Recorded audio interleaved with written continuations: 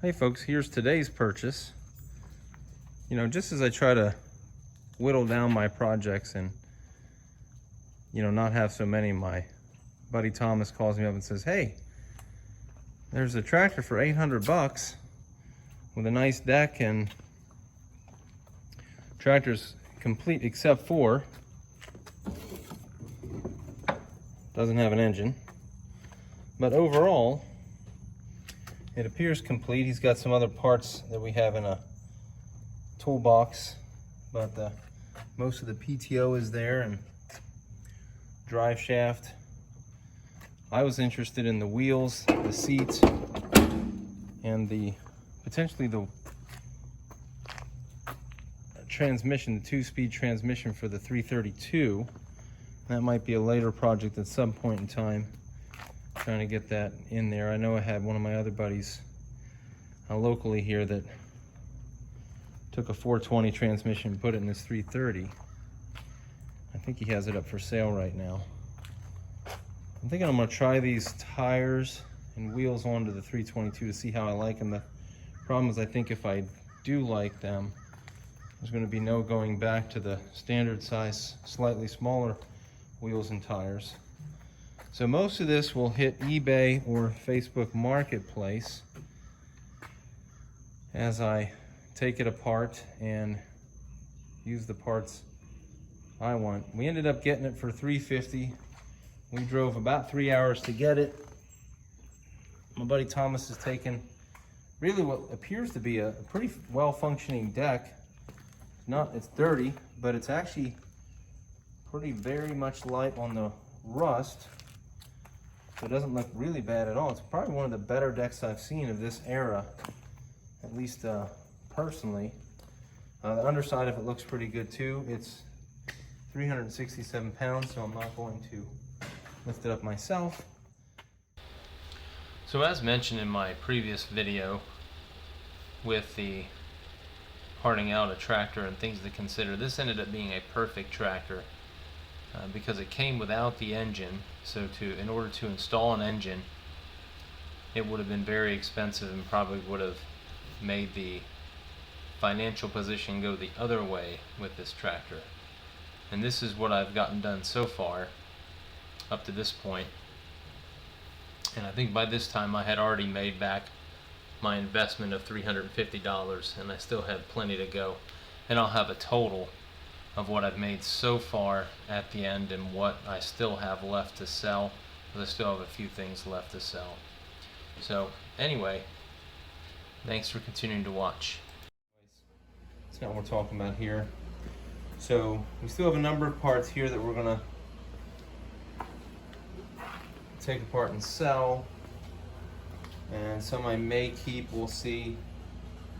The pump on my 322 already works well, so that might come up for sale. I'll take off the rear or the front PTO up there. There's no rear PTO. Spindles will be for sale, those kind of things. Drive shaft. Probably a couple other things, the module. And anyways, it's coming along. I was going to film this part too, but it would just be a mess with me mostly walking around trying to figure out which size wrench or socket I need next. And then you see the rubber mallet for the steering wheel. Took that off. About to take off this dash, but then I realized I got to take off the hydro lever right here first, and that's fine because I needed to kind of tear off those panels anyways. So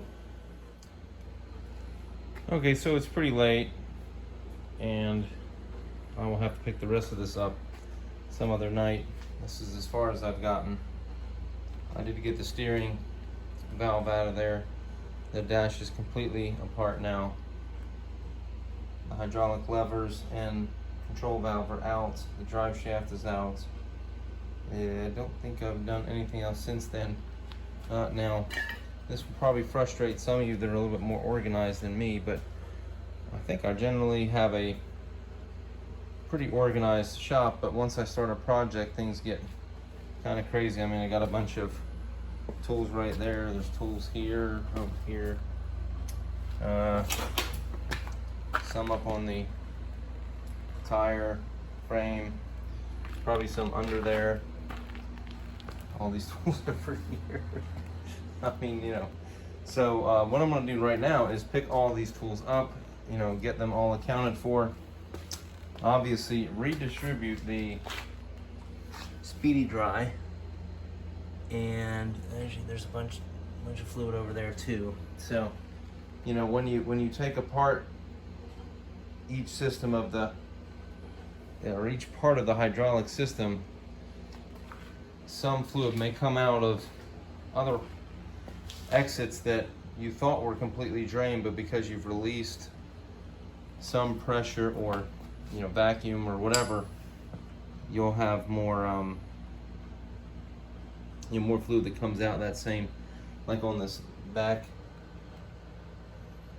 the rear end here. Certainly most of that didn't come out initially. Most of that came out as I pulled more and more things off. So hopefully the next time or two that I work on this, I'll get all the front axle, PTO shaft, and spindles off, and then work on the rest of this in here, which is getting the rod off. I have to get this little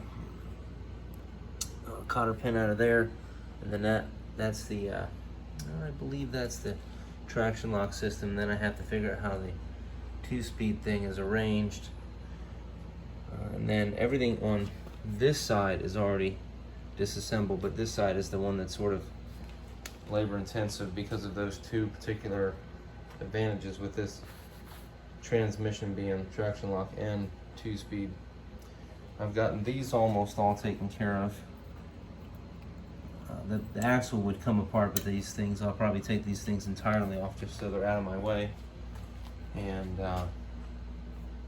might get some stuff up in the next day or two on eBay to start selling some more items. So anyways, again, thanks for watching. Hey folks, it's been a while since I did an update, but this is what is left of the 420. Couple things we still have on it to take off are this little shock that I'm probably going to use on the 322 if I can. The PTO tensioner right here. This I'll probably chuck. I may take these deck lift pieces of hardware off. Most of the rest of it I will not do anything with. I will keep the frame for a while. If anybody local or whatever would want it, let me know. It does have these holes that I'll use for a template, so that's why I'm going to keep it for a while.